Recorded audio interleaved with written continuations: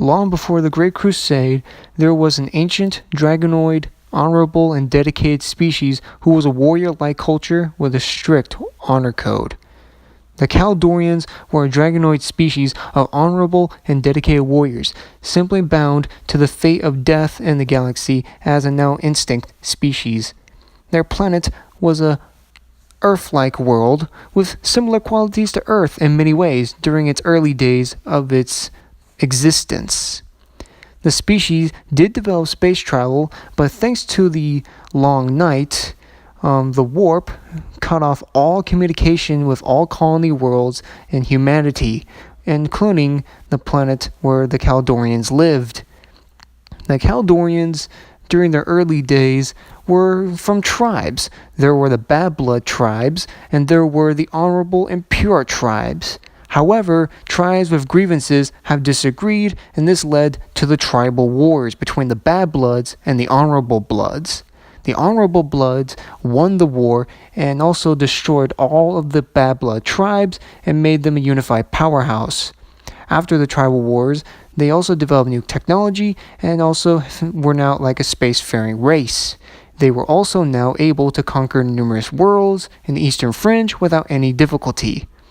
However, over time, the species delved down and also settled down on these worlds as they were settling in new peaceful lives. However, their fears of the new power, the Imperium, would always come to fear, as they feared the Imperial growth and power as the Imperium was taking over planet after planet in galaxy-wide conquest. The Emperor deemed the Caldrons as a mindless and barbaric species that needed to be destroyed. He ordered Perturabo, his son, to eradicate the Caldrons and also eradicate them in galactic history forever.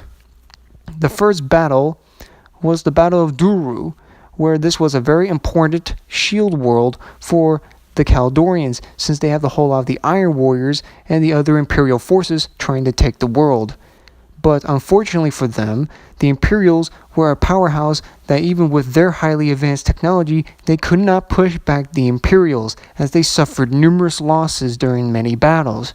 But despite this, they still kept up with their advance and pushed the Imperials back. But even then, it was too much, and the Imperials overwhelmed Duru with a single defeat of the species.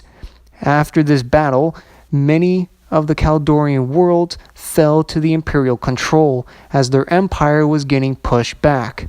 But this was not the only problem they were facing with the Imperials. The Orcs were also trying to attack them as well. At the same time, the Imperials were attacking them.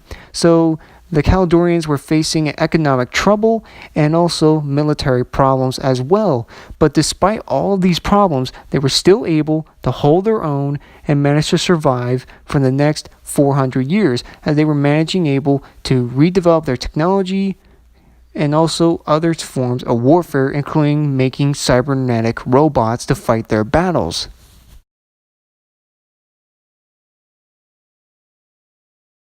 All of these problems, they were still able to create new technology weapons against the Imperials and push the Imperials back during the later days of the war. But however, the Imperials still kept on coming, and this also forced the species to rely on their robots and other highly advanced technology to beat back the Imperials once and for all.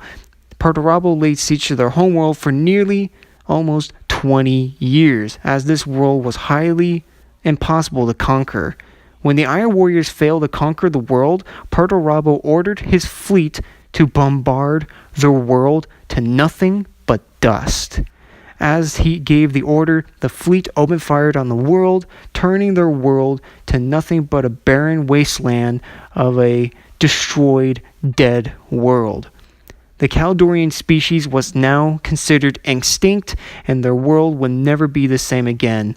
Their former honor and glory was wiped away from the face of the galaxy, which now brings the end of this ancient and warrior-like race.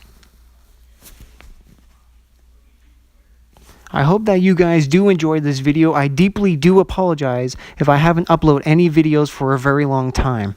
I hope you guys like, subscribe, and also I'll be making more 40K content and fan-made lore in the next upcoming days, if I possibly can. Have a good day, guys.